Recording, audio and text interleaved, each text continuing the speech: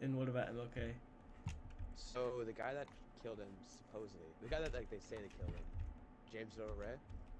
There's a lot of evidence that it was not him, uh, and that it was our government because at the time, right, he was a civil rights activist, and he was getting like a lot of following.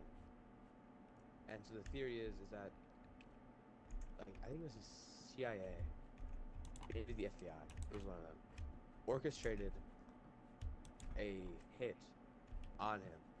And James Earl Ray was not the guy that did this. It was some like agent, like some U.S. agent. Mm. Because I mean, like, so basically, right? The way he was murdered was he was at this motel, I believe, and he was standing on this um terrible mistrack. He was standing on this like patio. Is that what it's called? What's it called? The thing that's like it's like it's so you're on the second floor and you have like a thing that like a door that leads out and there's like a standing thing you can stand on.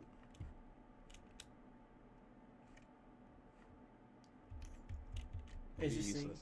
No, I'm What's that sorry. I'm called? sorry. No, what is that called? The what thing? So you're okay. So you say you're on the second floor, and you have a door that leads to the outside, and there's a thing that you can stand on. There's like a rail A on it. balcony. A balcony. Balcony. You're standing on a balcony on the second floor. There's like a hotel, and he's like talking to people down on the in the parking lot, right? Yeah. And supposedly they think that James O'Ray was in this apartment complex across the street area, and that he shot him from that. But so I'm okay looking down at these people, right? They're talking to them like facing down. The Mm. bullet was found in his lower jaw. It would be very hard for that to happen if they're pretty level, right? But also there was a tree. Not only was there a tree in front of the window James O'Ray was supposed to be shooting from, um, that the cops removed this tree, by the way. They came to the scene and removed this tree, which is crucial evidence, because it's pretty good evidence that he didn't do it, just alone. There's a tree in his way. That's very much blocking the view. They removed the tree for no reason. They don't really give a reason. They just removed the tree. And then they say that so imagine a bathtub, right? Mm. Now imagine the end of the bathtub. Uh, they say that he was like sort of crouching on the like with his feet on that bathtub, aiming out of a window, and he shot MLK. And then there was a tree in the way of this shot. That's an insane shot off like already. But the gun he's using, some guy told him to buy this exact gun. And the thing about it is this gun, there's like a component in it that was pretty rare, right? It's not very common. But this some guy gave him this tip to buy this exact gun. And James buys it. And coincidentally, it is found that this shot is fired, very distinct shot that comes from this gun, and James also owns this gun, and he made this insane shot or whatever. But also, a lot of testimonies from people are conflicting because the police kind of ran with one testimony because they just found one person that kind of furthered their story.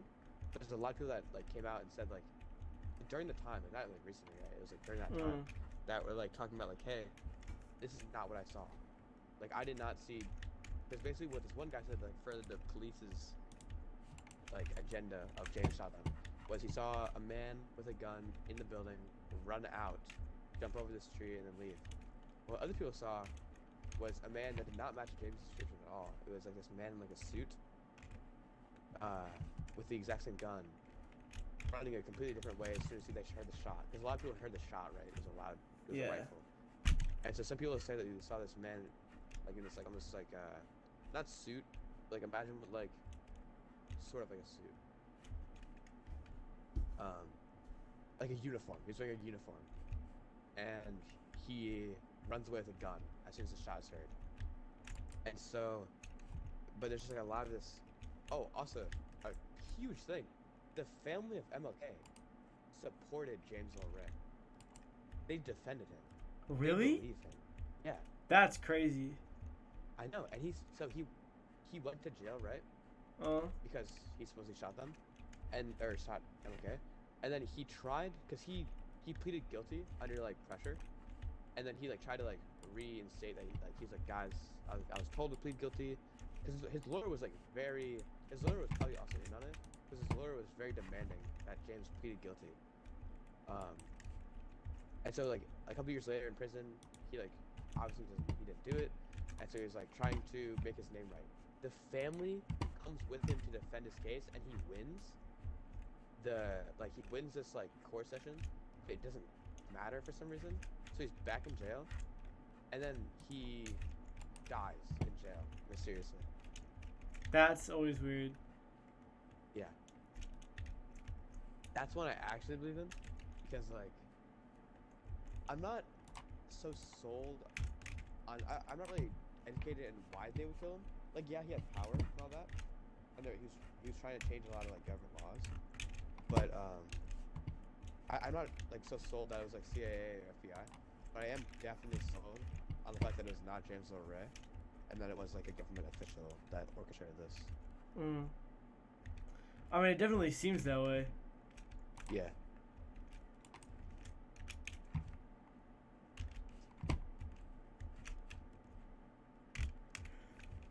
Yes. Yeah. That's all right. We was gone, bro. That's the biggest conspiracy I believe in.